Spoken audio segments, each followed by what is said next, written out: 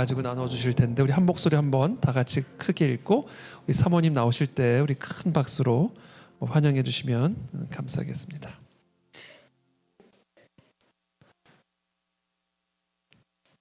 창세기 18장 19절의 말씀 우리 다 찾으셨으면 함께 봉독하겠습니다. 시작.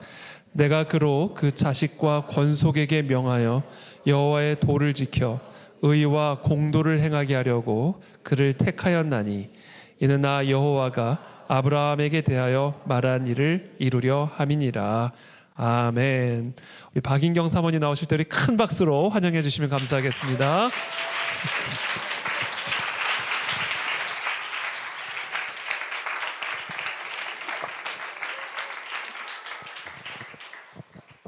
네, 방금 소개받은 박인경입니다. 인사드립니다.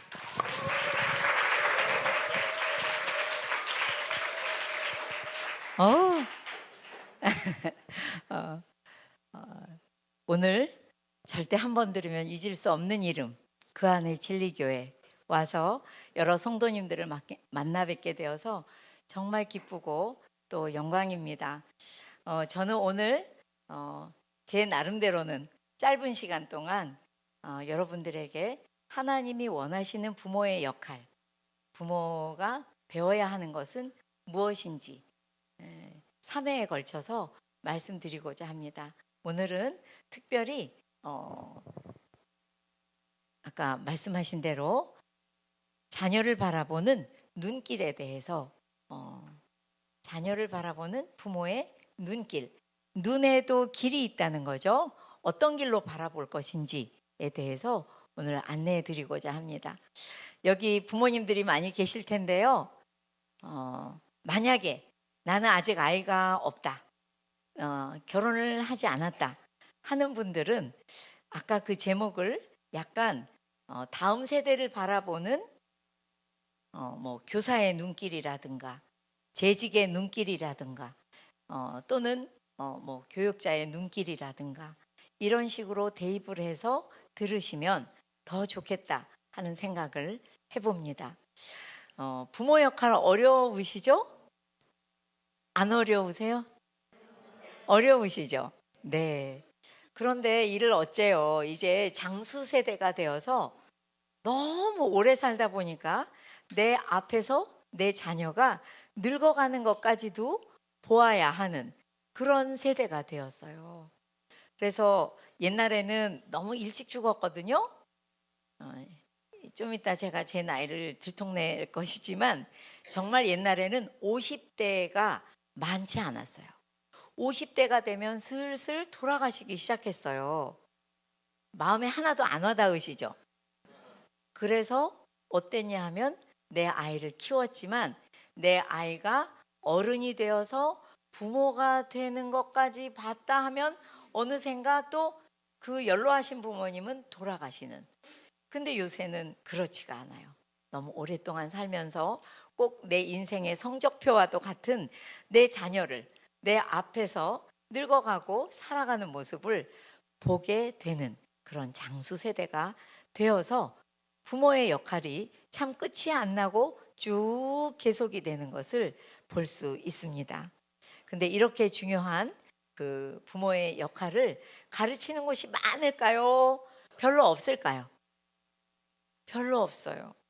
근데 더군다나 크리스찬 부모들을 가르치는 곳은 더 많지 않습니다. 그런데 제가 상담을 한 30여 년 해보니까요. 한 사람에게 그 부모의 영향력은 크다 이 정도가 아니라 정말 절대적이다라는 생각까지 제가 드는 것이 사실입니다. 그래서 이 부모의 역할을 이제는 우리가 배워야 한다라고 저는 말씀드리고 싶고, 옛날에는 부모 역할 안 배우고도 어떻게 했어요. 근데 이제는 세대가 너무 악하고 또 아이들의 삶이 너무 힘겨워지면서 부모의 역할, 부모의 어떤 교육 이런 것들이 반드시 필요하다 하는 생각에서 제가 책을 부모 면허라고 한번 이름을 정해보았고, 그 면허는 뭐 배울 게 너무 많다가 아니라 제가 상담을 해보니 제가 아마 상담을 30여 년 안 했으면 부모 교육을 지금처럼 하지 않았을 것 같아요. 근데 꼭 필요한 몇 가지가 있더라고요. 요거하고 요것만 배웠어도 지금 저 부모님이 그 자녀와 여기까지 오지는 않았을 텐데 라는 생각을 너무 많이 하면서 몇 가지만 배우면 되는데 그중에 제일 줄이라고 하면 두 가지이기 때문에 오늘은 자녀를 바라보는 눈길에 대해서 말씀드리고 내일과 다음 주 토요일에는 배워야 하는 두 가지.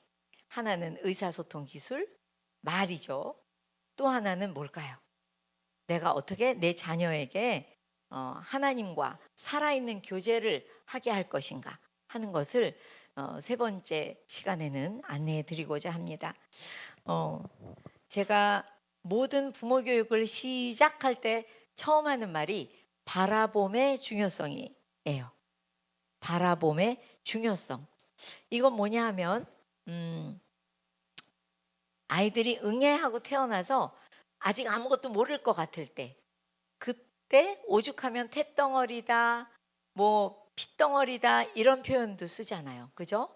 근데 그때에도 이미 아이들은 자기를 바라보는 부모의 눈길, 표정 이런 것들을 통해서 내가 정말 중요한 사람인가 봐.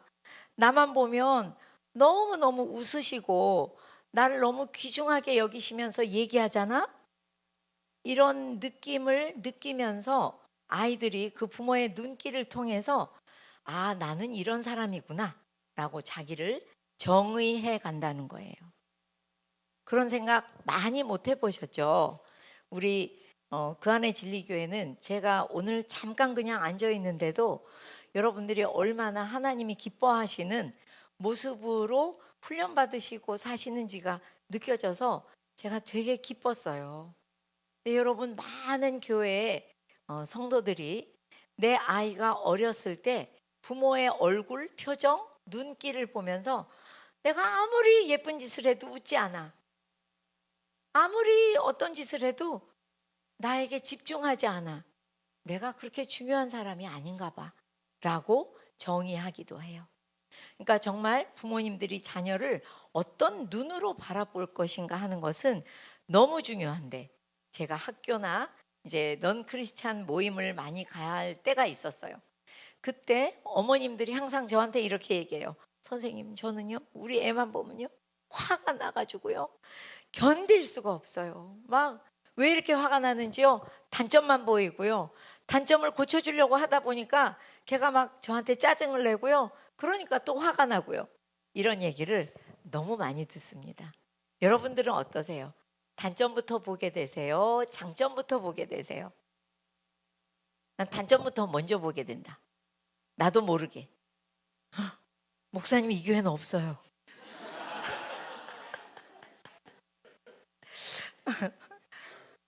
정말이면 정말 좋겠어요.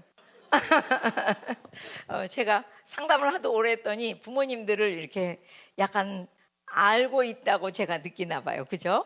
근데 이제 중요한 것은 이 단점만 보이면서 왜 단점만 보일까? 부모님들이 생각을 해봤더니 야, 너는 다 좋은데 요것만 고치면 진짜 훌륭하게 될 것 같다. 이런 생각이 들어서 자꾸만 단점을 지적하고 그 단점을 고치면 나머진 다 좋아질 거라고 생각하면서 계속 단점을 지적해요. 그런데 이 단점을 보는 눈 때문에 우리들은 아이들을 굉장히 무너뜨리고 있다는 것을 우리가 알아야 돼요. 그래서 여러분 왜 이렇게 우리나라 부모님들이 단점을 보게 됐을까? 제가 제 책 부모 면허에 그려놓은 그림이에요. 뭐냐 하면요, 부모와 학부모의 역할이 이렇게 다르다는 거예요.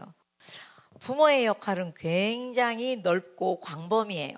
그래서 조금 아까 말씀드린 것처럼 아기들이 응애 태어나면 양육자 역할을 해야 돼요.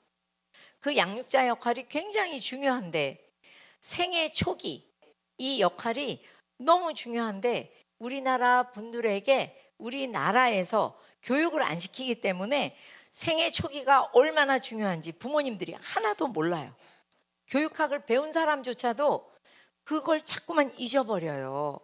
그러다 보니까 어떤 일이 있냐면은 생애 초기 양육자 역할을 막 건너뛰죠. 할머니한테 맡기든지 할아버지한테 맡기든지 어린이집에 일찌감치 보내든지.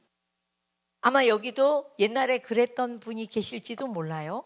그런데 그 시기는 그 이후에 모든 라이프에, 모든 인생에 아주 결정적인 시간이라는 것을 여러분들이 아셔야 돼요. 그래서 그 시간에는 양육자 역할, 그 다음에는 또 아이가 학교 가면은 막 이제 고민이 생기죠. 그러면 부모들은 들어주는 역할을 해야 되는데, 상담자적 역할을 해야 되는데 그 역할을 못하죠. 왜? 아이들이 한마디 하면 10마디, 20마디 막 부모님들이 말을 해요. 들어주는 게 아니라. 그러다 보니까 아이들이 슬슬 사춘기가 접어들면서 이제 엄마 아빠한테 얘기를 하지 않아요.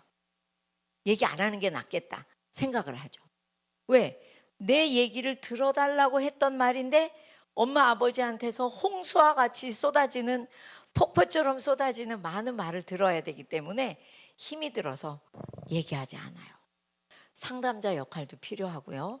또 더 지나면 나 힘 좀 나게 해주세요 하면서 코치적인 역할을 필요로 하기도 해요. 제가 코치기도 한데요.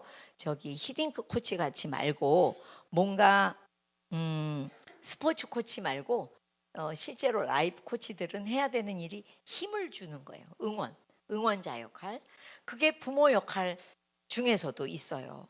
이렇게 여러 가지 역할이 있는 것처럼 그 중에 하나가 아까 보신 거 뭐예요?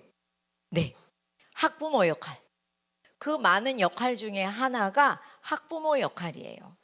그러니까 이 학부모 역할은 뭐냐면 내 아이를 학습자로 보고 학습을 잘할 수 있도록 도와주는 부모의 역할을 학부모 역할이라고 하는데 매우 한시적이죠. 근데 우리나라 부모님들은 어떻게 하시냐면 우리 아이가 영어 유치원만 가도 그때부터 나는 학부모다 생각해요. 그러니까 제가 어디 가면 이렇게 뒤에다가 학부모 연수, 뭐 막 이렇게 학부모 교육 이렇게 쓰는데 저는 학부모 교육을 하려고 간 게 아니라 부모 교육을 하러 갔던 거예요. 오늘도 마찬가지죠. 사실은 이 부모들이 영적 리더의 역할도 있어요. 정말 부모의 역할은 다양합니다. 그걸 어떻게 잘 해낼 것인지는 제 책에 다 써놨어요.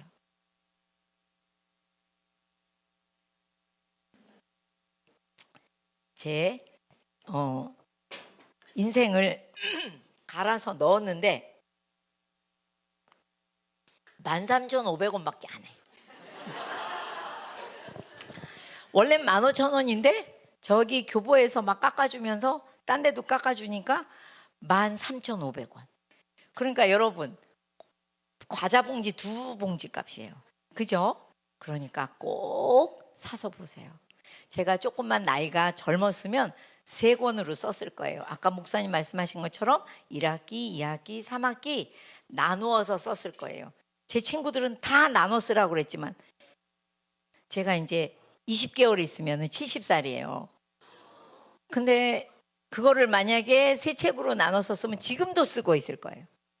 그러니 제가 하나에다가 다 써놨으니 책 한 권에 제 인생이 다 녹아 들어가 있고 제 노하우가 다 녹아 들어가 있는데 얼마라고요? 13,500원. 그러니까 꼭 사서 보세요. 아까워하지 마시고 꼭 사서 보시기 바라고요. 제가 무슨 얘기하다 글로 갔어요. 부모의 역할이 너무 다양한데 양육자, 상담자, 코치, 영적 리더 그 중에 하나가 학부모다. 그런데 사람들이 자꾸만 대한민국 어머님, 아버님들이 내가 학부모의 역할이 굉장히 중요한 거라고 생각해요. 그래서 남보다 먼저 빨리 많이 가르쳐서 남보다 앞서게 해야 된다는 조급한 마음들이 대한민국 부모들에게 가득해요. 그것뿐만 아니에요. 공부 다 했잖아요. 그러면 성공시켜야 돼 또. 그래가지고 그것도 학부모의 역할의 연장선상에 있는 생각을 갖고 자녀를 바라보고 있어요. 그러니 그 다양한 부모의 역할을 다 뒤로 하고 학부모 역할에 매진하다 보니까 어떤 일이 생기냐 하면요. 부모의 역할, 내가 부모다 생각할 때는 아기가 일단 나를 찾아올 때가 생각나죠. 얼마나 고마워요. 나같이 부족한 부모한테 응애하고 아기가 찾아왔어요. 얼마나 감동스럽고 감사한지 몰라요. 아장아장 걷기라도 하면 정말 눈물이 날 것 같고, 저 지금도 저희 아이들이 첫 발걸음을 뗐을 때 어떤 신발을 신고 어떤 양말을 신고 어떤 치마를 입었었는지도 다 생각이 나요. 감동이 있죠. 부모라고 생각하면 감사가 있고요. 근데 여러분, 내가 학부모다 생각하면 어떤 느낌이 먼저 드세요? 야, 나하고 너희 아버지하고 번 돈을 너한테 다 쓰고 있는 것 같은데 너 요거밖에 안 되냐? 좀 더 해봐. 왜 안 돼? 감사 대신 하나 띄고 감시. 잘하고 있나? 어떤 분은 대놓고 감시, 어떤 분은 안 보는 척 감시. 또 자꾸만 참다가도 질책하게 되죠.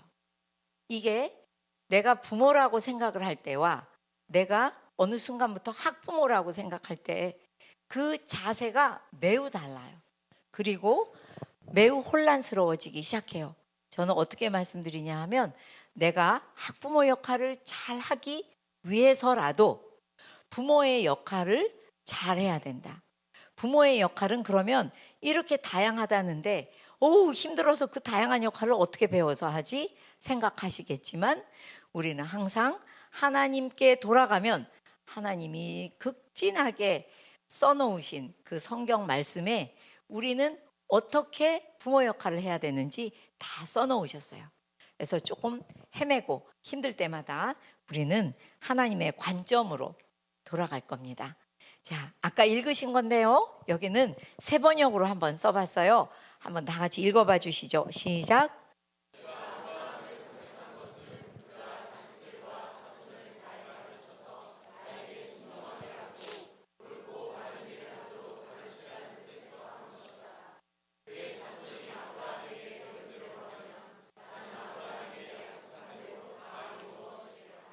네, 아브라함을 선택하신 이유를 설명하는 부분이에요. 그런데 무엇부터 말씀하시고 계셔요? 네가 네 자녀들을, 이렇게 말씀하시는 거 보면 아브라함을, 우리 믿음의 조상인 아브라함을 선택하신 이유가 부모로서 잘해야 된다고 말씀하시고 있어요. 그래서 여기 보면 자식과 그 자손 는 뭐냐면 자식과 그 후손을 말하거든요. 그러니까 저 같은 사람은 할머니니까 제 손자도, 제가 주 양육자는 아니지만 제가 기도하고 저희 자녀가 그 아이를 올바른 방향으로, 잘 하나님이 기뻐하시는 방향으로 키우고 있는지 저는 잘 봐야 돼요. 도와줘야 하고요. 그래서 자식과 그 후손을 잘 가르쳐서 하나님에게 순종하게 하는 것이 굉장히 중요한 의무라는 거예요. 우리의 역할이라는 거죠. 하나님이 보시기에 옳고 바른 일을 하도록 가르치라고 부모가 되게 했고 아브라함을 선택했대요. 그러니까 우리 그 말을 저는 이렇게 말씀드려요. 부모는 어떤 사람이라고 하나님이 말씀하시냐면요. 그 밑에 한번 다 같이 읽어보시겠어요? 시작. 네. 여러분, 우리 자녀들의 참 부모는 누구예요? 하나님이시죠? 우리의 참 부모도 하나님이시잖아요. 그러면 우리 자녀를 낳은 우리는 뭐예요? 네, 여기 답이 있죠? 어쩌면 그렇게 영민하게 빨리 보시고 대답을 하시는지. 우리는 엄밀한 의미에서 하나님의 자녀를 맡아 키우는 양부모이자 위탁 부모예요. 우리한테 잠시 위탁하셨어요. 정신을 똑바로 차려야 돼요. 우리가 참부모가 아니에요. 하나님이 참부모님이시고 우리는 잠시 맡아 키우는 양부모이자 위탁 부모입니다. 그런데 아이들 눈에 참부모가 잘 보여요? 잘 안 보여요? 하나님이 아이들 눈에 잘 안 보이죠? 그러니까 아이들 눈에 잘 보이는 이 위탁부모, 양부모가 아이들 눈에 잘 보이지 않는 하나님을 가르쳐주고 전해주고 보여줘야 되는 의무를 가지고 있어요. 그 역할을 가지고 있는 사람들이에요.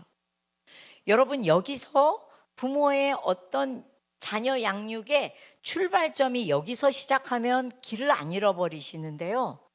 아까 말씀드린 것처럼 우리 아이를 잘 가르쳐야 돼. 얘를 꼭 성공시켜야 돼. 여기서부터 자녀 양육, 자녀 교육을 출발하시잖아요. 반드시 어느 순간에 길을 잃어버려요. 저한테 오시는, 상담받으러 오시는 수많은 부모님들이 주로 언제쯤 오시냐? 고등학생이나 대학생 때 오세요.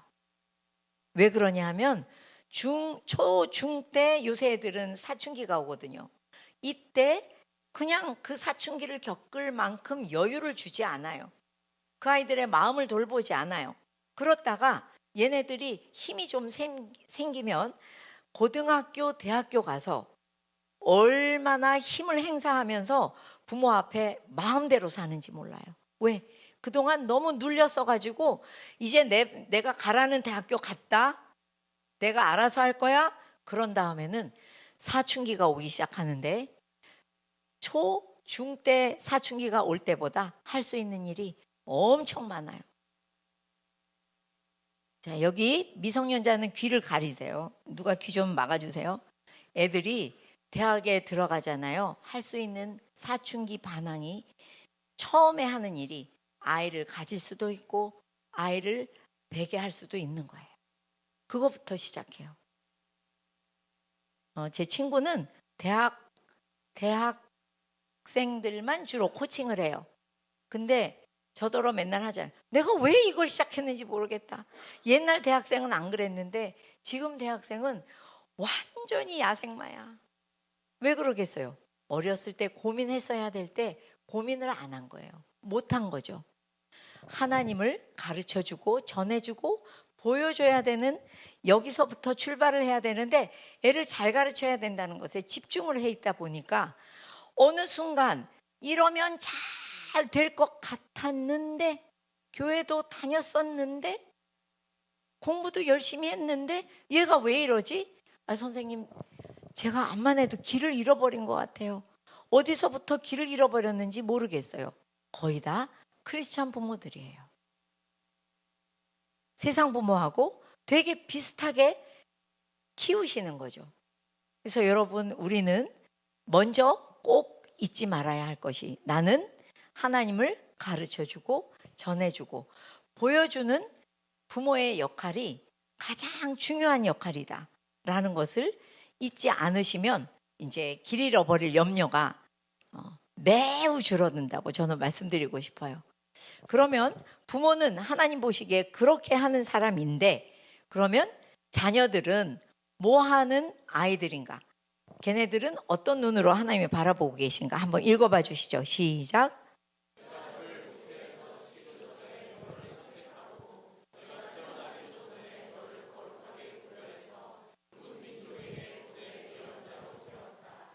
예레미야에게 하신 말씀이에요.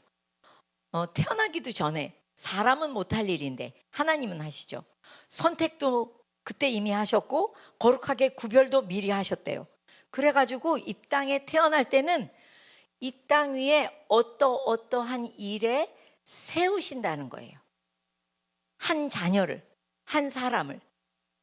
그러니까 이 땅에 태어날 때 그들은 이미 모든 세포와 DNA 속에 그들의 사명이 알알이 박혀 있게 태어난 거예요.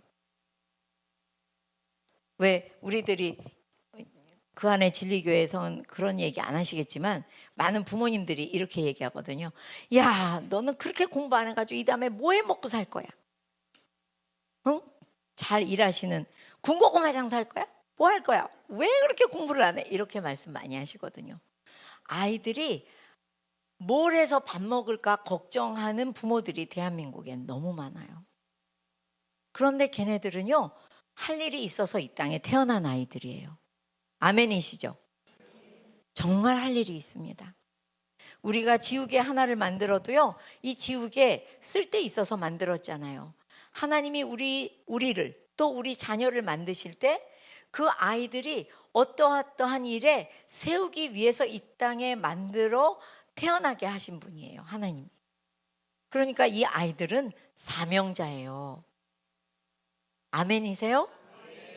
근데 여러분 이렇게 크게 대답을 해주셔서 감사한데, 우리 아이를 보면 어휴 사명자다 이렇게 보이세요? 아, 제가 사명자라는데 이렇게 생각하시게 돼요. 후자일 때도 많이 있으시죠? 아니에요? 아, 아니신가 보다. 우리 그 안에 진짜로 제가 아니신가 봐요. 근데 우리 아이들은 사명자고요. 이 사명을 하나님이 주실 때 그냥 너희들은 알아서 사명을 이뤄봐 이렇게 안 하시고요.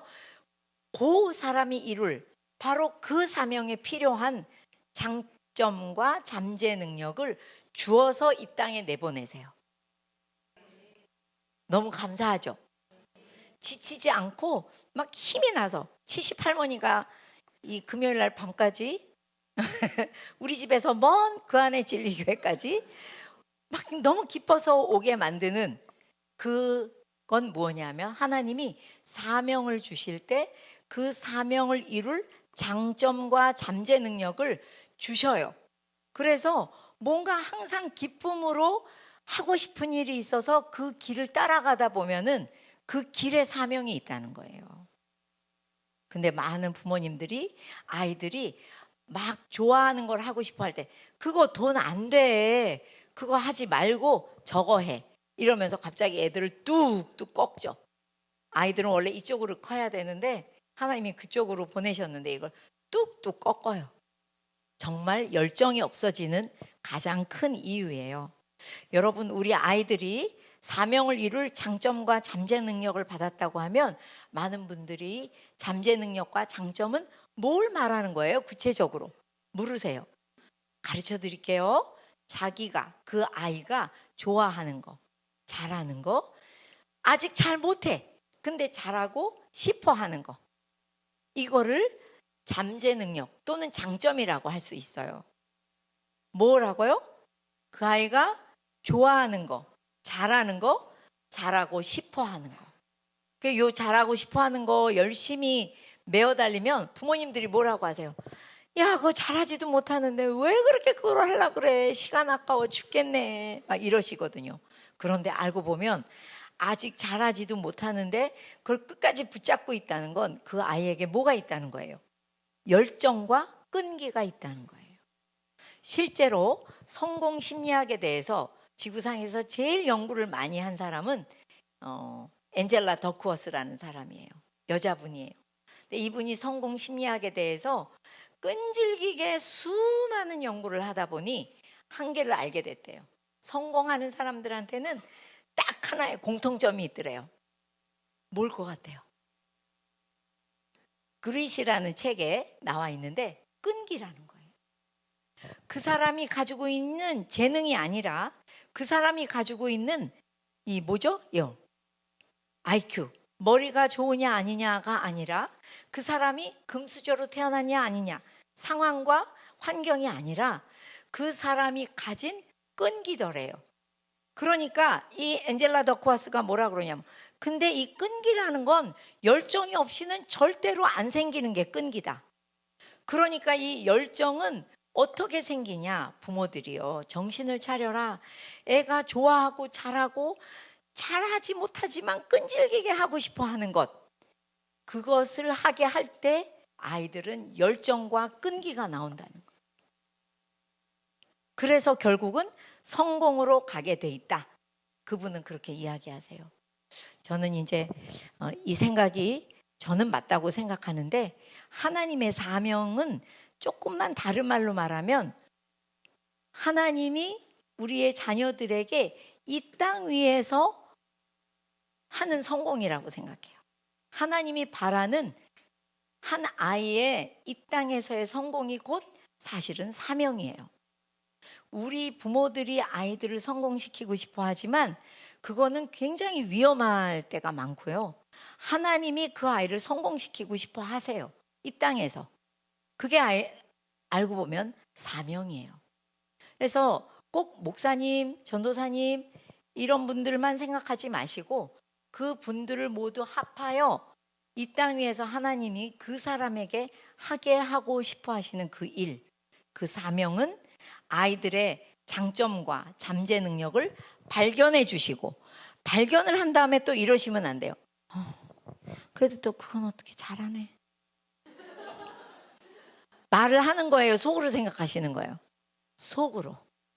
신기해요. 나쁜 점, 단점을 얘기할 때는 막 핏대를 높여서 꼭꼭 집어서 얘기해 주시는데 장점을 발견하면 우리가 그럴 때 많아요. 웬일이야, 저건 또 잘한다. 신기하네. 이러고 말아. 근데 이제는 반대로 하셔야 돼요. 아이들이 좋아하는 거, 잘하는 거, 또 잘하고 싶어 하는 게 발견이 되면 그게 심지어 걸어가다가 땅을 들여다보고 침을 절절 흘리면서 학원 빨리 가야 되는데 거기 들여다보고 있는 한이 있어도 와, 우리 아들은 흙 속에 뭐가 있나 보다. 네가 좋아하는 게 뭐가 있나 봐. 와, 이 흙을 들여다보는 걸 이렇게 좋아하네. 알고 보니 실제로 저희 부모학교에 있었던 일이에요. 그 아이는 곤충을 너무 좋아하는 아이였어요. 곤충을 살리고 싶어 하고 곤충을 끔찍이 좋아하는 아이였어요. 근데 그 엄마가 부모학교 오기 전엔 맨날 뭐라고 하냐. 야, 꼭 등신같이 왜 이렇게 입을 벌리고 땅을 들여다보면서 학원은 안 가고 이제 침까지 흘려, 침? 그랬었다는 거예요. 근데 부모학교로 오셔서 아이의 단점을 볼 게 아니라 장점을 보고 발견하고 그거를 전달해 주는 게 부모의 큰 역할이라고 하니까 그분이 따라가면서 아니 그러면 흙을 보고 있는 것도 칭찬을 해야 돼 내가? 막 이러셨대요. 근데 알고 보니까 그 안에 있는 곤충을 그렇게 사랑하고 엄마가 너무 싫어해서 집에는 못 데리고 가는데 그 아이가 살았나 죽었나 또 다음 날이면 또 확인해야 하고 그 아이는 제가 볼 땐 지구를 살릴 아이예요. 왜? 곤충이 죽으면 우리도 못 살아요.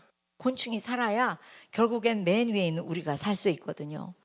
여러분, 우리 아이들 단점이 아닌 장점을 봐야 돼요. 그러다 보면 우리 아이들이 칭찬받을 게 되게 많아요. 그래서 저는 어느 날 이런 얘기를 생각해냈어요. 엎어치기 한 판. 제 책에 제가 만든 말이에요. 뭐냐 하면 유도 선수들 팍 한번 엎어쳐가지고 이길 때 너무 통쾌하시죠? 마찬가지예요. 우리 자녀들을 우리 부모들에게 사단이 악한 영이 와서 이렇게 속삭여요. 야, 너 저거 빨리 지적해줘. 단점을 빨리빨리 말해줘. 꼭꼭 집어 말해줘. 왜 말 안 해줘? 단점 좀 팍팍 찔르라고. 그래야 애가 뭐가 될 거 아니야. 얘기해요.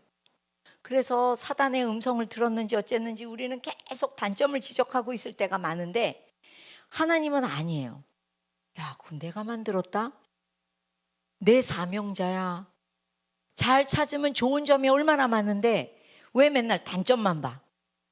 그래가지고는 애들 제대로 살아갈 수가 없어.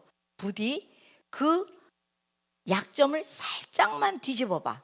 그 뒤에 그 약점 때문에 있는 장점이 있어. 찾아보라고 하나님은 얘기하세요. 이건 뭘 말하는 거냐면 세상 사람들처럼 약점 보지 말고 장점 보는 게 좋아요. 그러니까 장점 보세요가 아니에요. 아까 목사님 말씀하신 것처럼 하나님의 눈으로 자녀를 바라보라는 거예요.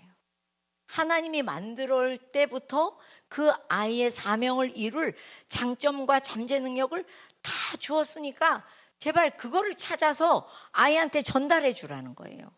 그래야 아이들은 몇 개 엄마 아빠가 말해 주신 그 장점을 듣고 와, 내가 곤충 좋아하는 게 이상한 애가 아니고 되게 훌륭한 거라고 그랬어, 엄마가. 또 그 선생님이 지구를 살릴 아이라고 했어. 이런 생각들이 몇 개가 장점이 결합이 돼서 그 아이만의 강점이 되는 거예요.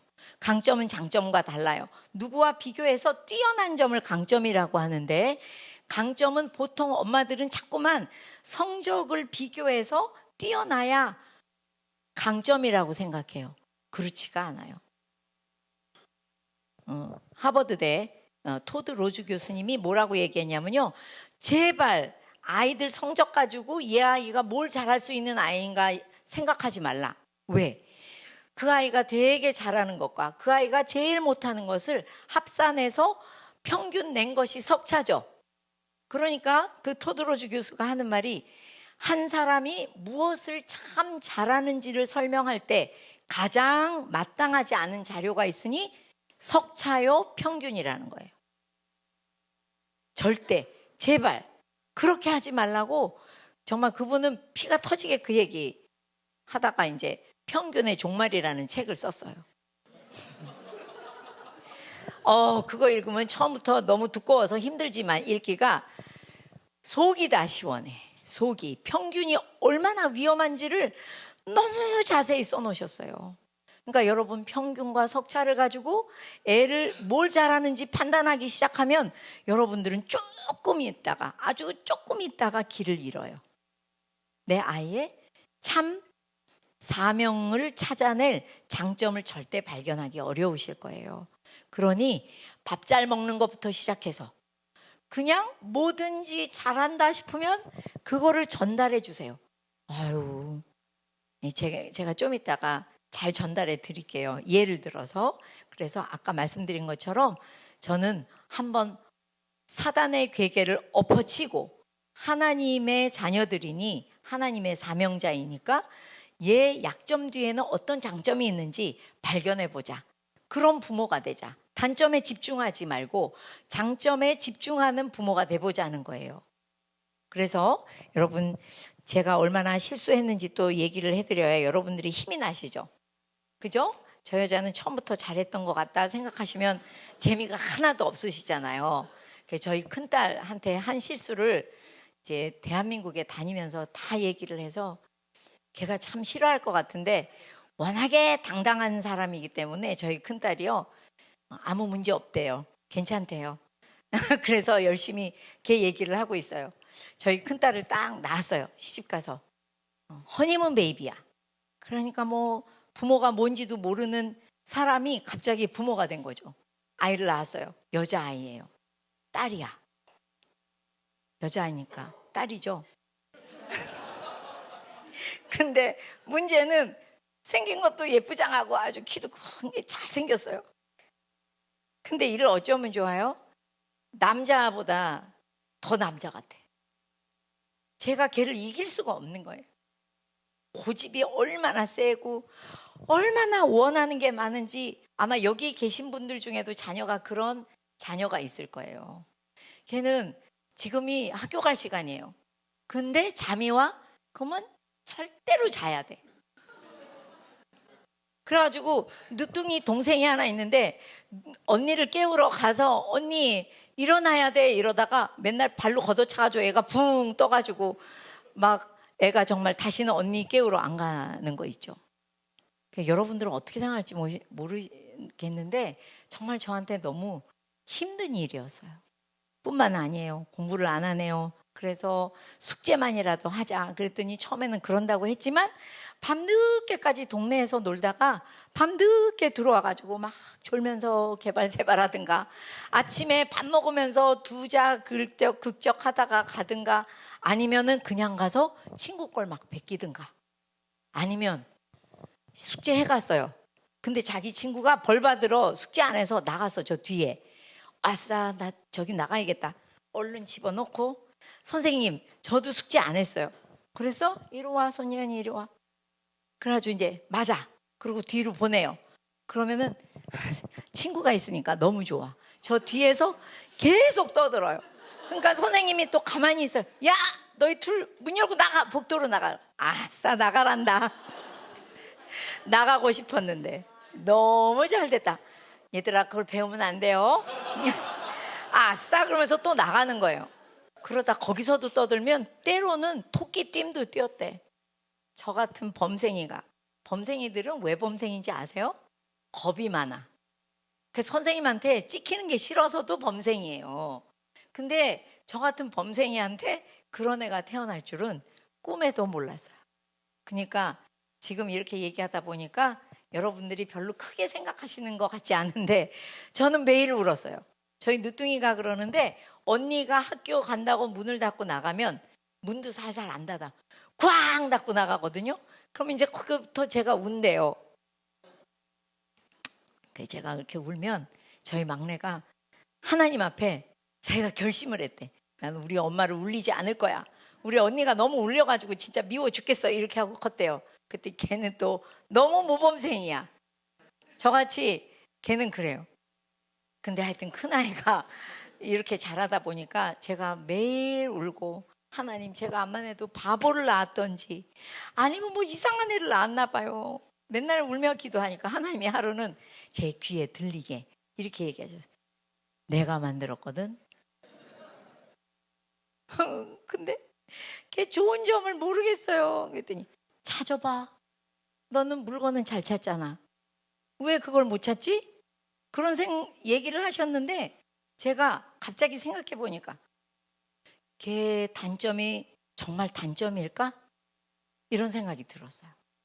정말 신기한 일이었어요. 그러면서 그걸 이렇게 뒤집으면 그 뒤에 좋은 점이 있지 않을까? 이런 생각이 들은 거예요. 그래서 제가 이걸 뒤집어 보기 시작했어요. 그랬더니 엎어치기 한 판을 했더니 아이의 그 정말 내가 이기려고 해도 못 이기는 그 고집, 그게 걔 뒷심이더라고요. 뒷심이죠? 여자도 뒷심 좀 있어야 돼요. 그래야 남편도 어느 날 쓰러질 것 같으면 딱 받쳐주는 건데 지금 걔가 사모가 됐거든요, 여러분. 사모를 이렇게 맨날 흉을 보고 다녀서 온 세상 사람들이 다 알아요. 모르는 사람이 이제 아무도 없어. 어머 진짜 그렇게 컸어요? 사람들이 다 그런데요. 지금 보면 모르겠어서. 근데 정말 남편이든 자기 직장 생활에서든 자기의 뒷심으로 얼마나 잘 생활했는지 몰라요. 그리고 또 하나 제가 그 아이를 보면서 늘 느끼는 게 뭐냐면 모든 일을 미뤘다가 나중에 하니까 짧은 시간에 많은 걸 할 수 있어.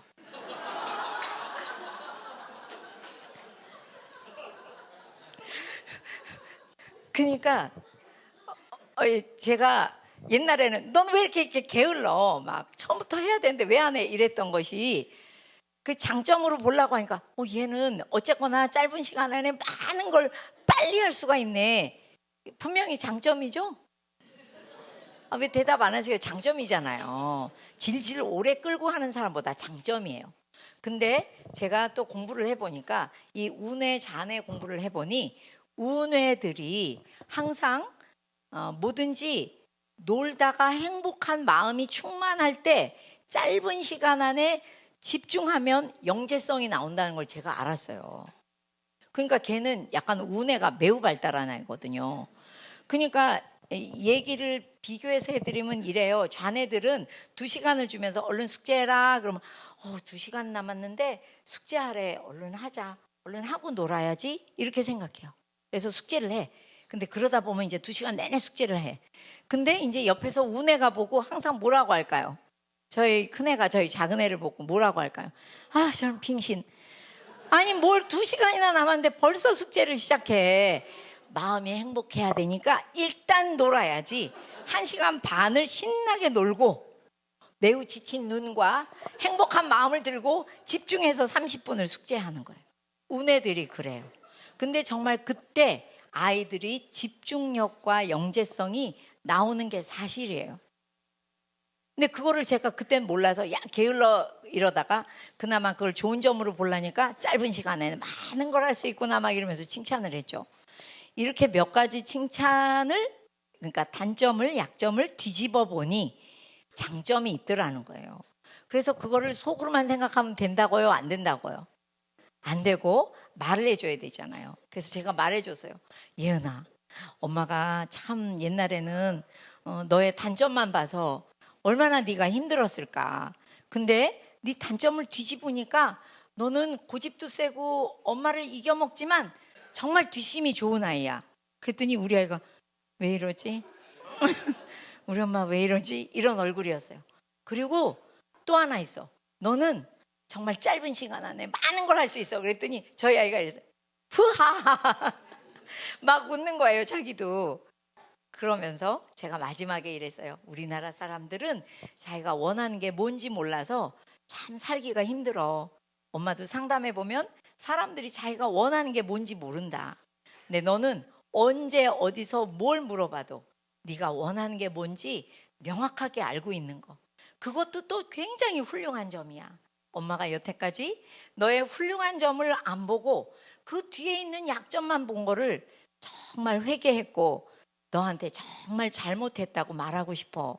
그랬더니 저희 딸이 네, 네, 감사해요. 그런데 왜 약간 이게 우리 엄마의 진심인지 저분이 좀 있다가 그걸 뒤집을 건지 몰라서 그랬어요. 근데 조금 있다가 보니 엄마가 진심이거든요. 그랬더니 얘가 이렇게 말했어요. 엄마, 내가 엄마가 장점이 아닌 단점만 말할 때는 내가 막 힘센 사람처럼 아니야, 몰라. 난 그런 사람 아니거든. 막 이렇게 말했지만 내 마음에 엄마가 그렇게 말할 때마다 내가 정말 이상하게 태어난 것 같다. 이렇게 생각을 했는데 엄마가 그걸 뒤집어서 장점을 봐주시니까 야, 이거 정말 괜찮은 이 피조물이구나. 정말 내가 괜찮다. 이렇게 생각을 하고 되게 당당해졌다는 거예요. 원래 당당한데. 그러면서 진짜 아이가 지금도 굉장히 당당해요. 자기 자녀를 낳았더니 자녀도 당당해. 여러분 그래서 이렇게 한번 안내해 드렸더니 요 근처에 있던 어느 교회에서 제가 TV에서 많이 보던 남자 탤런트신데 아빠라 여기 오셨더라고요.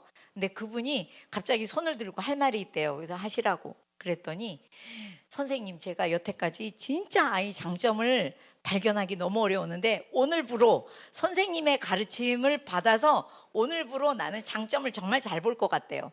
그래서 왜요? 어떻게? 그랬더니 자기는 원래 단점만 보인대. 근데 선생님이 단점을 본 다음에 뒤집으면 된다 그래서 훨씬 쉬워졌대요. 조금 설득력 있죠? 약점을 먼저 보여요. 그러면 저게 분명히 뒤집으면 그 크기만큼, 그러니까 사실은요, 약점이 큰 사람은 장점도 커요.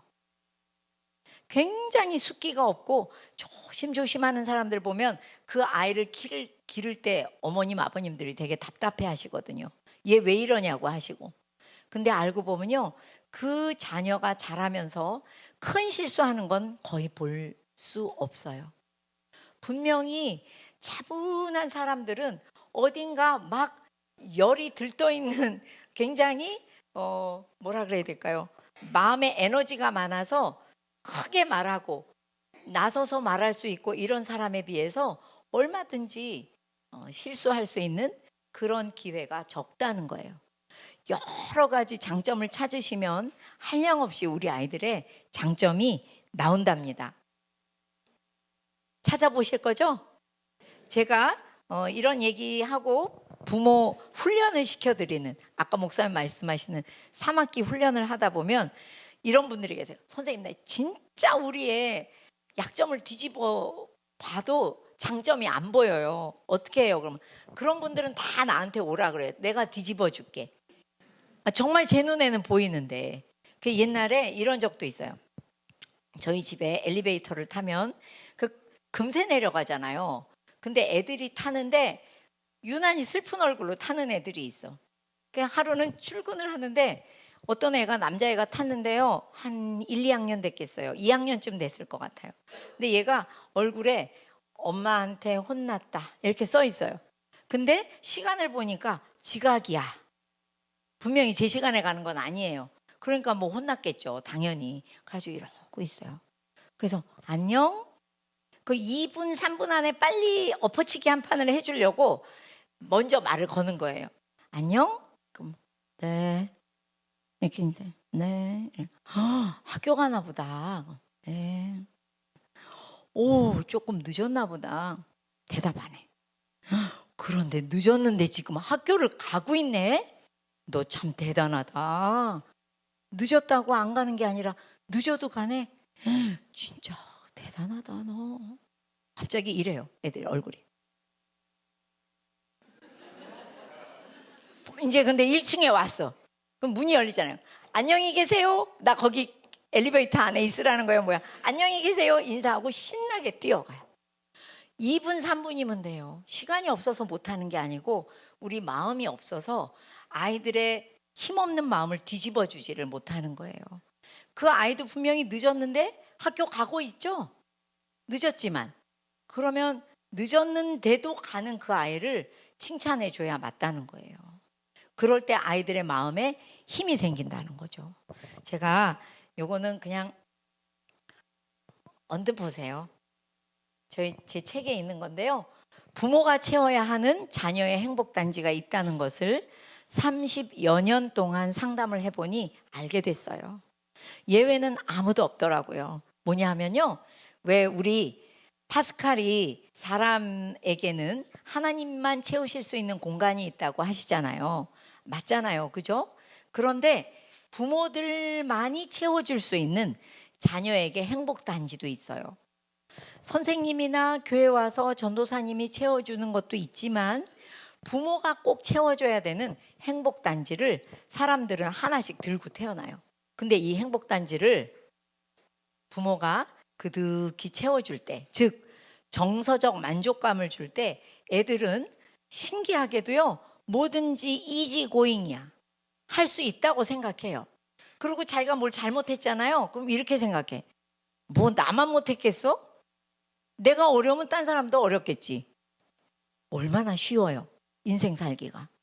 그런데 부모가 채워준 행복단지가 매우 빈곤해. 그럴 때는요, 그렇게 힘들 수가 없어요. 남하고 똑같은 환경에 있어도 계속 힘들다는 말을 연거푸해요. 아유, 힘들어. 왜 이렇게 힘들어? 정말 살기 힘들어. 공부하기 힘들어. 직장 다니기 힘들어. 애 키우기 힘들어. 다 힘든 게 아니라 이 행복단지가 텅텅 비어있는 아이들일수록 매우 힘들다고 해요.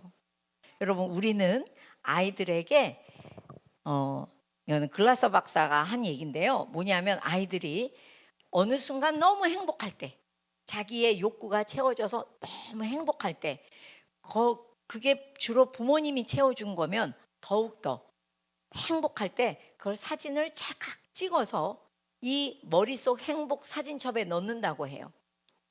그래서 아까 그 행복 단지처럼 그 행복 사진첩이 두둑한 사람은 살아가면서 어려움을 많이 느끼지 않는다는 거예요. 제가 이거를 정말 30몇 년 동안 수많은 사람을 상담해 보니 정말 그래요. 그러니 우리 아이들 세상에서 살려면 부모님이 채워주는 정서적 만족감, 행복감이 있어야만 한다. 아이들은 공부하라고 훌륭한 선생님을 대드리면 기계라서 저절로 공부하는 게 아니고요. 마음의 힘이, 행복감이 있어야 공부하고 싶고, 공부해서 이 다음에 나는 엄마 아빠처럼 엄마 아빠가 또 행복해야 그 모습을 보고, 아, 나는 정말 이 다음에 장가 가려고, 시집 가려고 공부도 열심히 해야 되겠고 얼른 잘하고 싶다, 이렇게 생각하고요. 또 아이를 낳을 때도요, 마음의 힘이 있고 행복해야 아이를 낳아야지, 잘 기를 수 있어, 행복하게 해줘야지 아이를 낳아서, 이 생각을 할 수 있어요. 제가 지금 갑자기 마음이라는 말을 많이 했어요. 자, 제목부터 한번 쭉 읽어봐 주세요. 시작.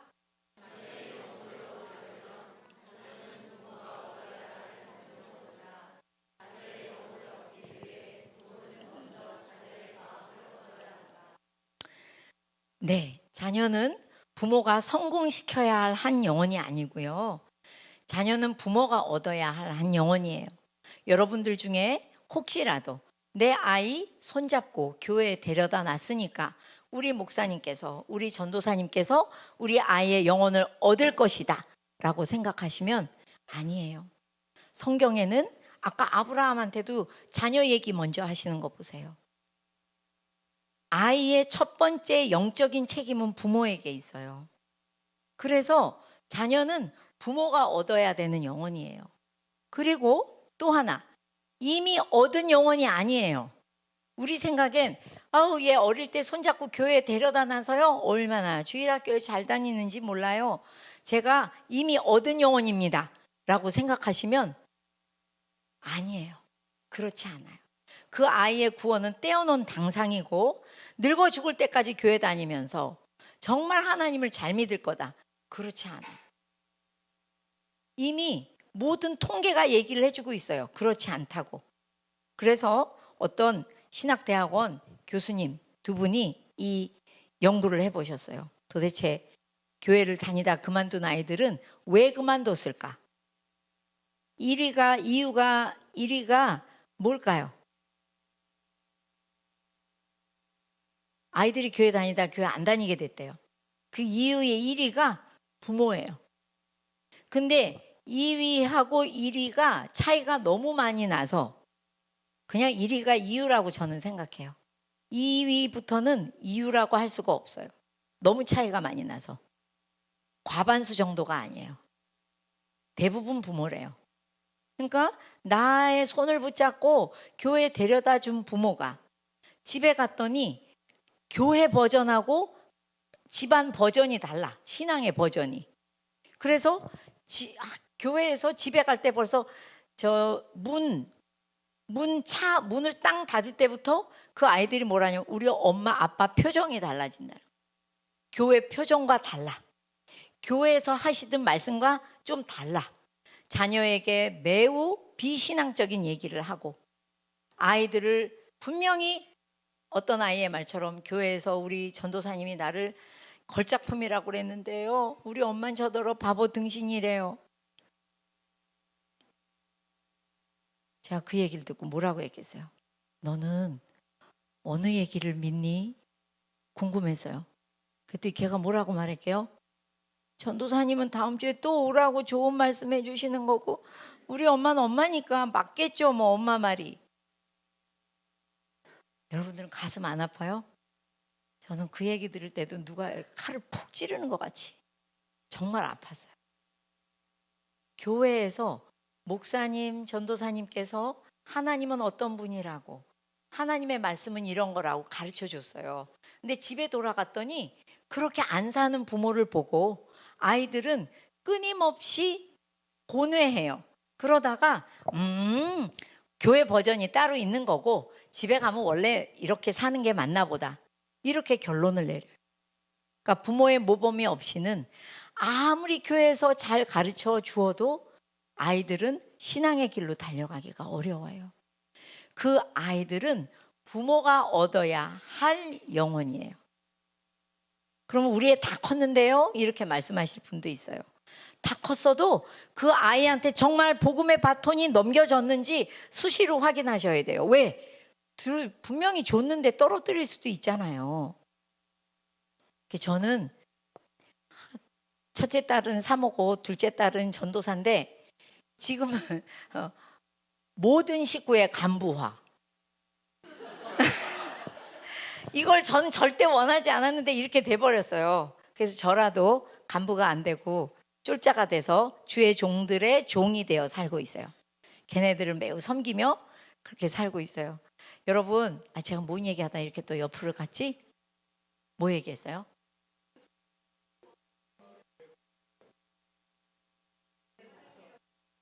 네, 감사해요.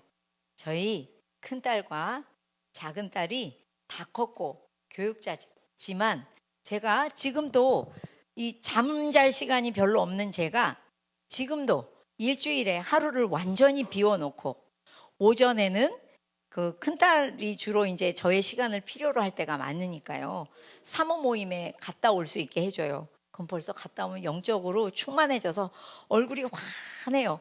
근데 그 오후 시간은 오전 시간은 그래서 제가 아이를 보고 그 오후 시간에는 그 큰딸 작은딸과 데이트를 해요.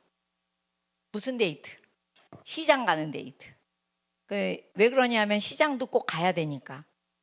시켜 먹는 것보다 그게 이제 어려서부터 이제 얘네들이 버릇이 돼서 집에서 해 먹는 걸 좋아해요.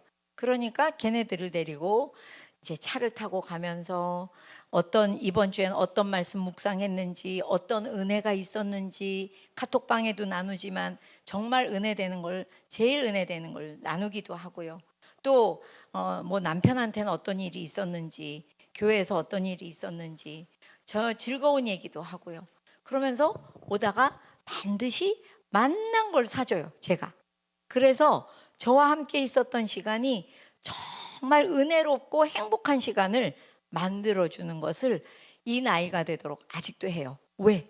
제가 얻어야 할 한 영혼이니까. 얻었다고 할 수가 없고 항상 얻어야 할 영혼으로 보니까요.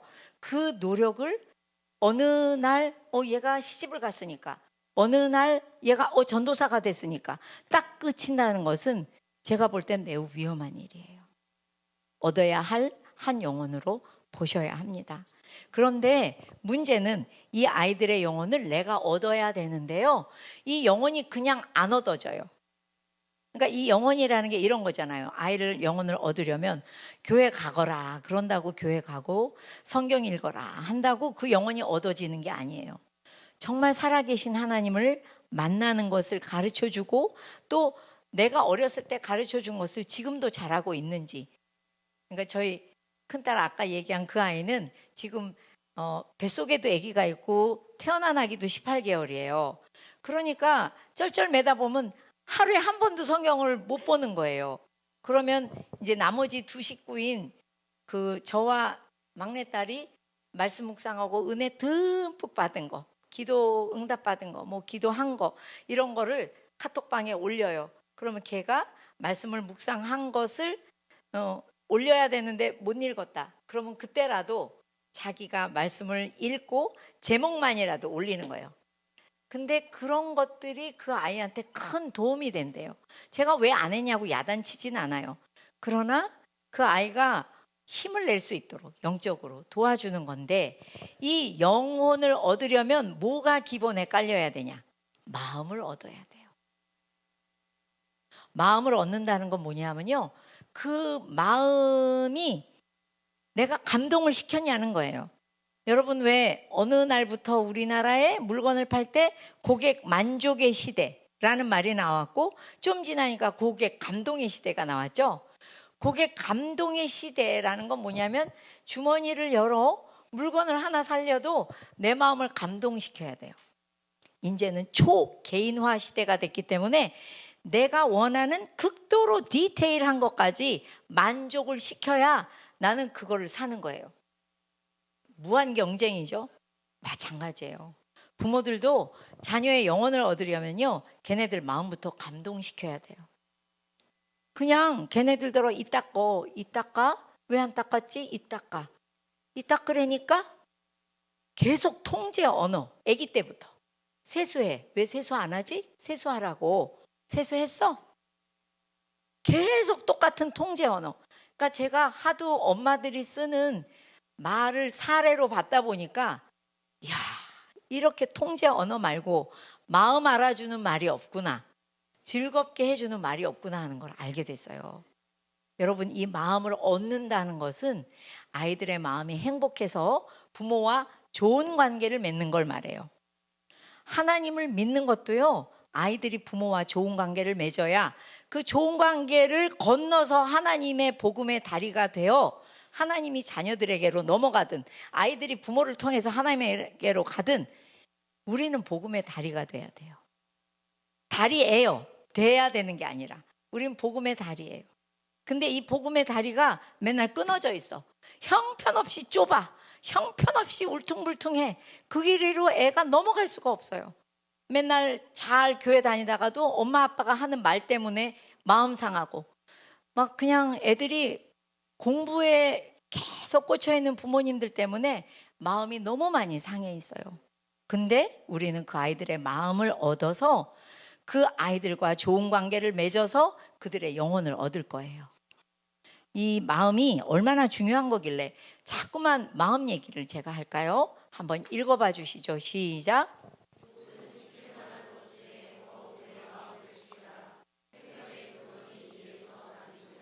네. 무릇 지킬 만한 것 중에 뭐가 참 중요하니 지키라고 하세요? 마음이요.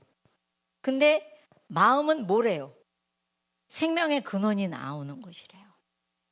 세번역에 보니까 마음은 생명의 근원이다 라고 돼 있어요. 생명의 근원이면 하나님 말씀, 하나님 영, 우리 마음에 담긴다는 거예요. 제가 30여 년을 지금 한 10번째 얘기하나 봐요. 상담을 하다 보니까 마음이 완전히 깨진 사람은요, 어제 부흥회 하고 큰 은혜를 받았는데 일주일 안에 다 빠져나가서 없어요. 마음이 막 우그러져 있는 사람은요, 하나님을 믿어도 왜곡되게 믿어요. 그 왜곡을 풀려면 너무 힘이 들어요. 또 부모가 그 자녀의 마음을 막 행복하게 안 해주고 엄마 아빠가 거의 옆에 사는데 안 사는 것처럼 그렇게 산 사람들은요, 교회는 다니는데 절대 하나님을 못 느껴요. 끼약끼약 의무로 다녀요. 그런 사람들이 얼마나 많은지 제 나이가 되도록 늘 확인했어요. 이 마음이 이렇게 중요하구나. 그래서 성경에도 돼 있잖아요. 하나님을 사랑하되 뭐를 다하여 사랑해요? 마음을 다해서. 또 하나님의 말씀을 어디다 새기래요? 마음판에. 마음이 얼마나 소중한지 모르는데 우리나라 분들은 마음을 안 챙겨. 마음을 안 돌봐요. 그래서 자기하고 말하는 사람이 거의 없어. 내가 기분이 좋으냐? 너 오늘 기분이 좀 안 좋은 것 같아. 인경이 오늘 기분이 되게 힘든가 보다. 이런 얘기 안 해요. 나한테 말 걸지 않아요. 내 마음을 중요하게 생각하지 않아요. 그러다 보니까 내 배우자 마음 중요할까요? 아니, 내 마음도 못 챙기는데 배우자 마음을 어떻게 챙겨요? 내 마음도 못 챙기는데 내 자녀 마음 챙길까요? 몰라요. 근데 마음이 너무너무 중요한데 마음을 안 챙겨요. 그래서 하나님이 또 이런 말씀도 하셨더라고요. 네, 읽어봐 주세요.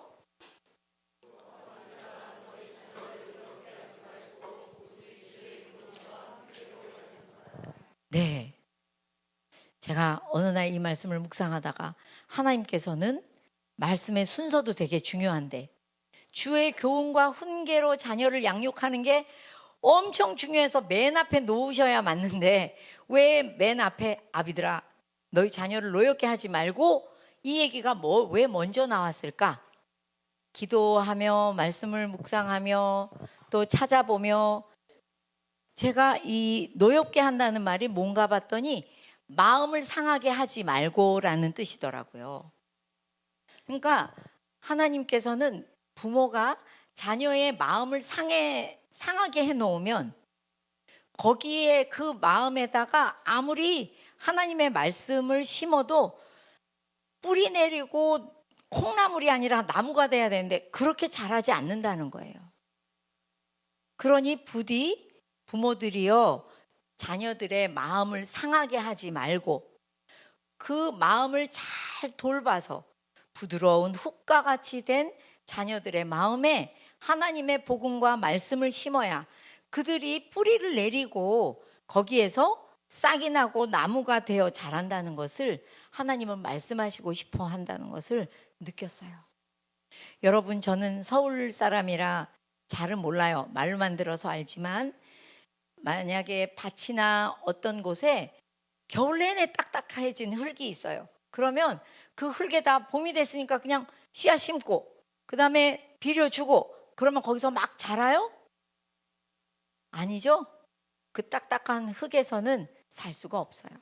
그래서 그 흙을 계속 갈아서 부드러운 밀가루처럼 만들어 거기에다가 씨앗을 심는 것처럼 우리 아이들 마음도 교회 데리고 왔으니까 예수 믿겠지. 내가 성경 읽자고 했으니까 예수 믿겠지. 그런데 마음은 관심이 없다. 이래가지고는 예수님 믿기가 너무 어려워요.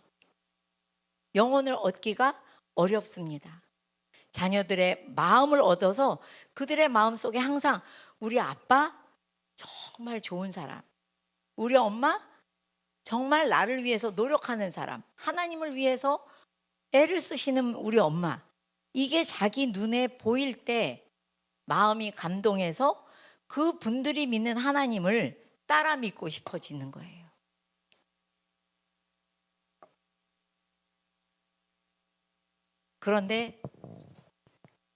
그런데 영혼을 얻으려면 마음을 얻어야 되는데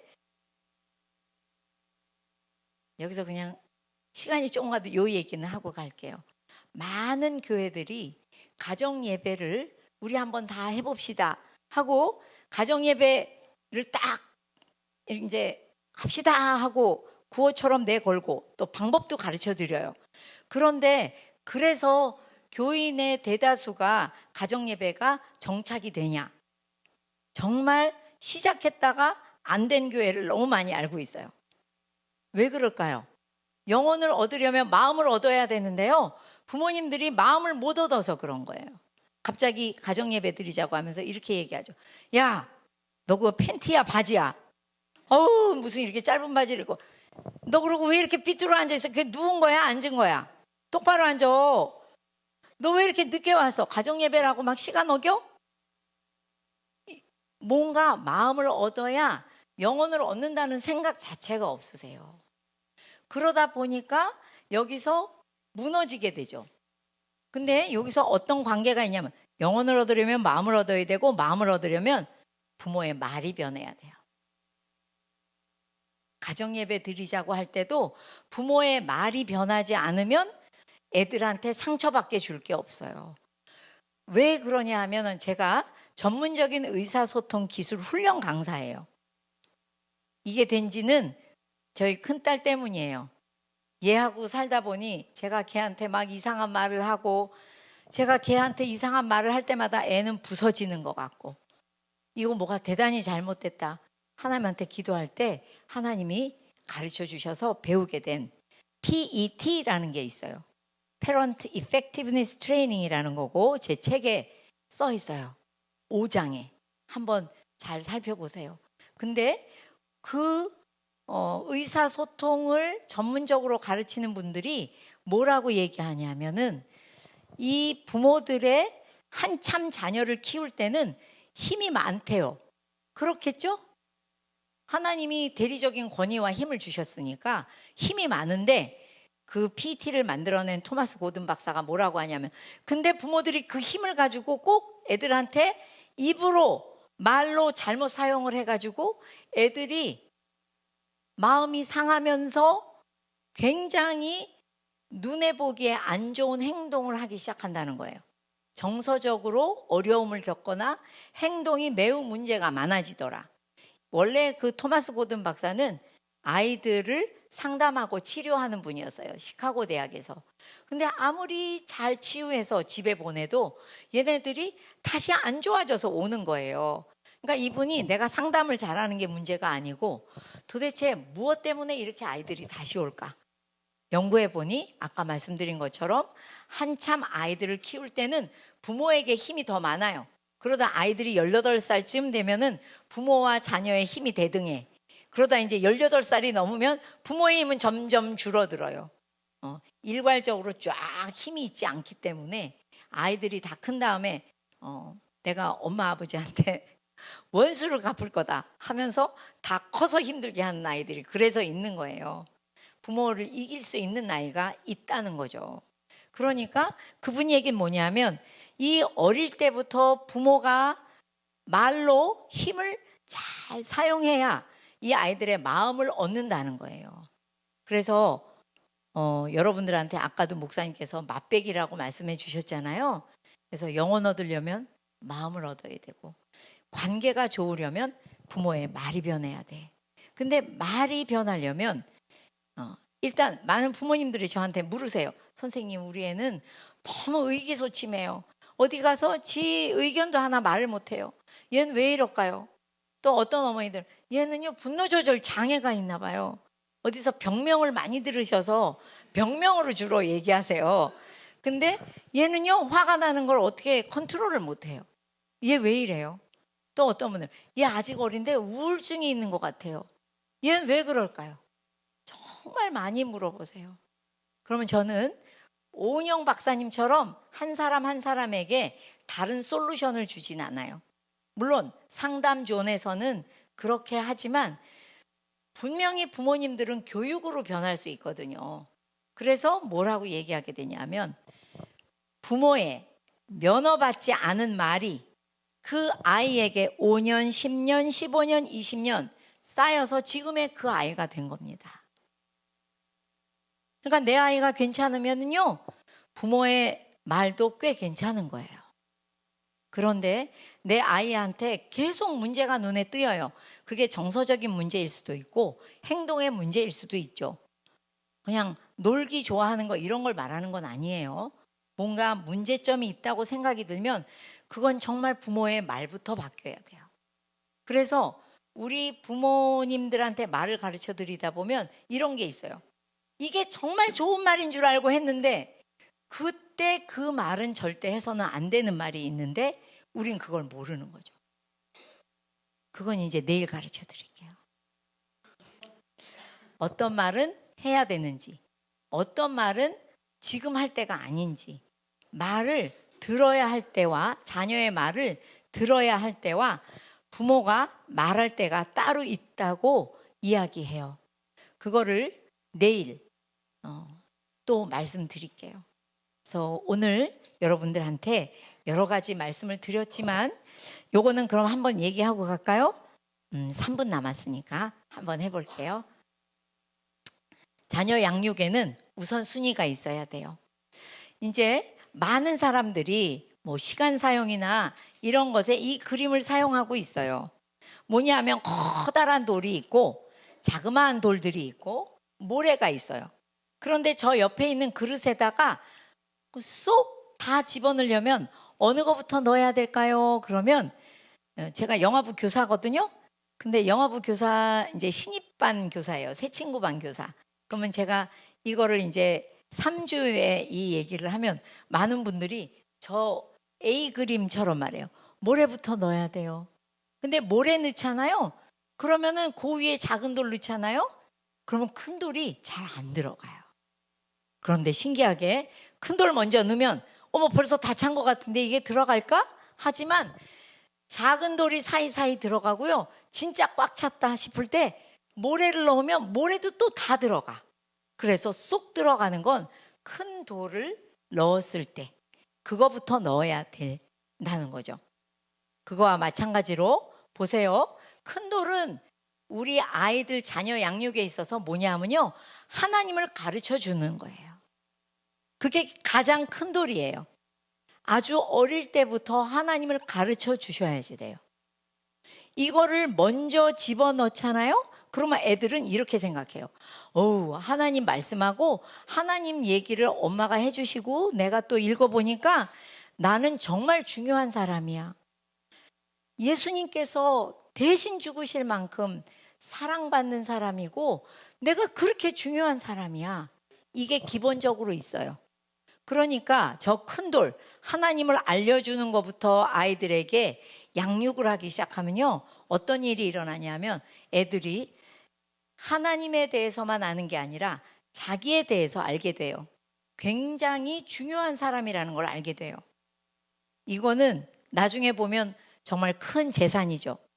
아이들이 공부할 때도요, 자기 주도적 학습을 하는 아이들은 자기가 누군지 알 때 매우 효과적으로 공부해요. 근데 자기 주도적 학습 책을 다 뒤져보세요. 맨 앞에 서론에 자기가 누군지, 좋아하는 게 뭔지 모르는 아이들이 자기 주도적 학습을 잘하기는 매우 어렵다는 말이 꼭 있어요. 여러분, 아이들이 공부 열심히 하는 거 원하시잖아요. 근데 하나님을 알고 그로 말미암아 나를 알아야 그 아이들은 공부도 할 수 있는 거예요. 그 다음에 작은 돌은 뭐냐 하면은요, 바로 부모의, 좀만 켜주세요. 네, 부모의 모범이에요. 그렇게 사는 모습을 보여줘야 돼요. 저거는 완벽한 부모를 말하는 건 아닙니다. 그러나 하나님이 어떤 삶을 원하는지를 알았다면 그 삶을 살려고 적어도 노력하는 모습을 아이들이 보면 매우 쉽죠. 그거를 교회에서만 들었고 집에 가서 못 본 아이들하고 집에 가서 하나님의 뜻대로 살려고 노력하는 아이들은 기독교적 세계관이 저절로 들어가게 돼 있는 거예요. 어디 가서 배우지 않아도. 하나님은 기독교 세계관이 내 자녀에게 그렇게 들어가기를 굉장히 원하세요. 어디 가서 배워서 아는 게 아니라 부모를 보고 그렇게 살게 되기를 정말 원하세요. 저기 마지막 모래알은 뭐냐면요, 그 아이가 이 땅에 태어나 배워야 할 것들이에요. 근데 많은 부모님들이 남들보다 빨리 가르치고 많이 가르치려고 저 모래알부터 집어넣는데, 그러다 보면 쉽사리 아이들은 길을 잃어버립니다. 왜 공부해야 되는지 모르는데 어떻게 공부를 해요? 중학교 전까지는 끌고 가면 끌려서 공부를 하거든요. 중학교 이후에는 끌려가면서 공부를 안 하다 보니까 거기서부터 현저하게 차이가 나기 시작하죠. 자기가 공부하고 싶은 아이와 그렇지 않은 아이들이. 하나님을 알고 내가 공부하는 것이 하나님의 영광을 드러내는데 도움이 되겠구나, 그렇게 해야겠구나 라고 생각한 아이와 그렇지 않은 아이가 무척 다르다는 겁니다. 제가 마지막으로 저희 남편이 목사였는데 14년 전쯤에 하나님이 부르셔서 갑자기 돌아가셨어요. 저는 항상 제 평생에 비실댔고, 그 사람은 항상 건강했는데 지병도 없이 하나님이 그냥 딱 데려가셨어요. 근데 그 얘기를 하려는 게 아니고, 저희 큰딸이 그때 외국에 교환학생을 가 있었어요. 근데 걔가 아빠 장례식에 왔다가 안 가려고 하는 걸 제가, 아빠가 너 가기를 원해, 어서 가. 그랬더니 자기가 아빠 노릇 다 해야 된대요. 그래서 무슨 그런 소리를 해요. 엄마도 아빠 역할까지 할 마음이 없어. 엄마는 엄마 역할 잘할 거야. 아빠를 누가 대신할 수 있니? 대신할 수 없어. 그러니까 너는 네 인생을 살던 것처럼 살면 되니까 잘 갔다가 와. 그래서 애가 다시 이제 갔어요, 공부하러. 근데 걔가 아빠 생일에 편지를 아빠한테 붙이고 싶은데 아빠한테 썼는데 하늘에 붙일 수가 없어서 저한테 붙였어요. 그 편지를 제가 받아 읽으니 제가 얼마나 힘들겠어요. 근데 걔가 그렇게 써놨더라고요. 그 대목이 잊히지가 않아요. 아빠, 내가 내 친구들을 보면 아빠가 살아계셔도 어떻게 살아야 되는지 몰라서 쩔쩔매고 있는데, 아빠는 나에게 아빠가 산 대로만 따라 살면 되는 인생을 살아주셔서 정말 고마워요 라고 써 있었어요. 그건 완벽한 삶을 말하는 건 아니에요. 아빠가 최선을 다해서 하나님을 믿는 그 마음을 최선을 다해서 표리부동하지 않게 하나님을 진심으로 사랑하며 아이들 앞에서나 교인 앞에서나 늘 동일하게 살아보려고 노력한 것, 그 모습을 볼 때 자기가 이 땅에 태어나서 아빠가 살던 대로 살면 되는 모범의 그 길을 보여줘서 아빠한테 참 고맙다는 얘기였어요. 좀 일찍 하늘나라 갔지만 좋은 부모였던 것 같아요. 여러분들께도 드릴 말씀이 그거입니다. 하나님이 부모에게 원하는 것은 하나님의 자녀를 맡겼으니 부디 하나님하고 친하게 지내면서 하나님 앞에 있으면서 그 아이들 마음을 잘 읽어줄 수 있는 말도 못한다면 배워라. 배워서 부모 면허를 따.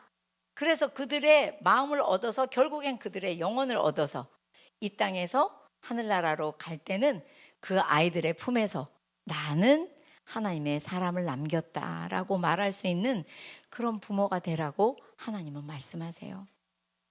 굉장히 어려운 것 같죠? 여러분, 진짜 쉬워요. 도리어 세상에서 자녀를 성공시키려면 너무 힘든데요. 하나님의 뜻대로 키우잖아요.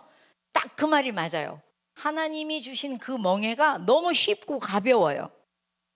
제가 키워보니 너무 쉽고 가벼웠어요. 하나님한테 맡겼죠. 하나님의 뜻대로 하려고 노력은 했죠. 그러니까 하나님이 하시는 일이 보이고 아이들은 하나님의 인도하심과 보호하심이 있는 길로 간다는 것을 알게 됐어요. 그런데 부모 욕심대로 키우면 하나님의 보호하심과 인도하심이 없는 길로 갈지도 몰라요. 겁을 내야 한다고 저는 생각합니다. 여러분들이 또 내일 뵐 거라고 생각하고 오늘은 여기까지 하고 기도하고 마치겠습니다. 사랑의 하나님 아버지, 참 감사합니다. 우리 자녀들을 이 땅에 보내실 때에 저희들의 육신을 빌어서 보내주시고 태어나게 해주시고 저희에게 맡기시며 너희의 자녀라고, 그러나 참부모는 나라고, 나를 보여주며 나를 가르쳐 줄 사람이 바로 너라고 말씀하시는 하나님 앞에 우리는 절대 잊지 않고 하나님의 자녀인 줄 알고 이들이 사명자인 줄 알고 길러야겠습니다. 이들의 영혼을 이미 얻었다고 방심하지 않게 하시고 그들에게 복음의 바톤을 물려주며 잘 들고 또 달려가고 있는지 살펴보며 얻어야 할 한 영혼으로 자녀를 바라보고 그들의 영혼이 거저로 얻어지지 않으니 그들과 마음을 얻으며 좋은 관계를 맺으며 그렇게 살아야만 한다고 하나님은 말씀하십니다. 아버지, 저희들의 말이 변해야겠습니다. 말도 배우지 않고 그저 내 부모가 얘기했던 대로 내 자녀에게 내뱉지 않도록 하나님, 저희들 열심히 말도 배워서 전문적인 의사소통 기술을 가지고 그들이 내 편이 있으니 엄마 아버지가 내 편이구나 깨닫고 힘을 얻어 이 인생길을 걸어가며 하나님을 바라보는 부모와 같이 하나님을 바라보며 걸어갈 수 있도록 주여 저희들의 가정에 복을 나려주시고 은혜를 나려주시고 부모님들에게 깨어있는 영을 허락해 주시기를 간절히 빌고 원합니다. 오늘 여기에 모인 정말 피곤한 이 시간에 기도하며 부모의 역할을 배우러 오신 분들에게 하나님의 크신 은혜와 인도하심과 자녀들을 보호하시고 인도하시는 크나큰 은혜가 함께 하실 줄 믿사옵고 감사를 드리며 이 모든 말씀 우리 주 예수님의 이름으로 기도드립니다. 아멘.